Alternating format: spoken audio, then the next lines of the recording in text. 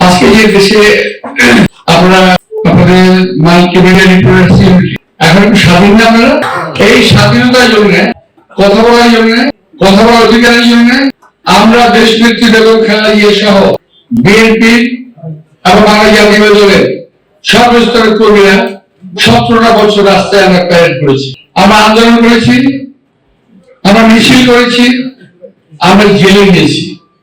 আজকে অনেকেই কথা স্বীকার করতে চান না, ওরা মনে করেন যে একদিনেই এক মাসেই এই স্বাধীনতা অর্জন হয়ে গেছে।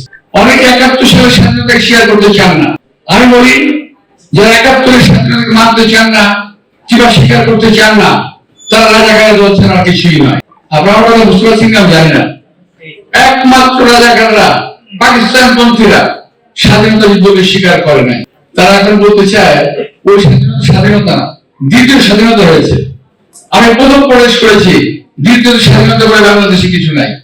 স্বাধীনতা একবারই আসে এবং রক্তক্ষয়ী সংঘর্ষের মাধ্যমে আমরা স্বাধীনতা যুদ্ধ করেছিলাম এবং যুদ্ধ জয়লাভ করেছিলাম। যদিও আমাদের প্রতিবেশী অনেক দেশ মনে করে তারা এই স্বাধীনতা আমাদেরকে দান করেছে। আমরা বলতে চাই আজকে যে প্রজন্ম, তোমরা জানো না, এই স্বাধীনতা অর্জন করতে আমাদের বহু রক্ত, বহু মানের ইজ্জতের বিনিময়ে আমাদের স্বাধীনতা অর্জিত হয়েছে। যারা স্বাধীনতা নিয়ে কথা বলেন তাদের সঙ্গে চলতেও চাই না, তাদের সঙ্গে একটা বসে নামাজ করতে চাই না, যারা স্বাধীনতার বিরুদ্ধে কথা বলেন। প্রিয় ভাইয়েরা, আজকের যে নির্বাচন, এই নির্বাচনটা কিন্তু একটা বহু আকাঙ্ক্ষিত, বহু প্রতীক্ষিত একটা নির্বাচন। এই নির্বাচনকে বানচাল করার জন্য সেই স্বাধীনতা বিরোধী শক্তি আবার উঠে পড়ে লেগেছে।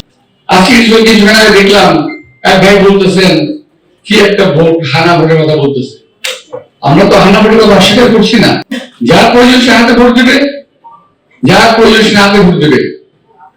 এটা তো আমরা স্বাধীনতা অর্জন করেছি, কিন্তু আপনি জোর করে কোন পক্ষে ভোটের দাবিদার হতে পারেন না। এই কথাটা মানুষকে মানতে হবে। আর একদল ছেলে বানিয়ে বেরিয়েছে এবং এরা, যেমন আমরা আজকে মাওলানা ভাসানীর কথা স্মরণ করি, আমরা শেরে বাংলার কথা স্মরণ করি, আমরা শহীদ রাষ্ট্রপতি জিয়াউর কথা স্মরণ করি, কারণ ওনারা আমাদের পথের দিশারি ছিলেন। আর আজকের জেনারেশনকে ধ্বংস করার জন্য একদল ছেলে পেলে বেরিয়েছে যারা বেয়াদবের জন্য দিচ্ছে সারা বাংলাদেশে,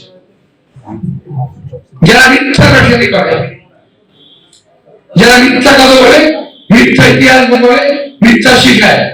অন্য কথায় তারা বাংলাদেশ ইতিহাস শিখায়।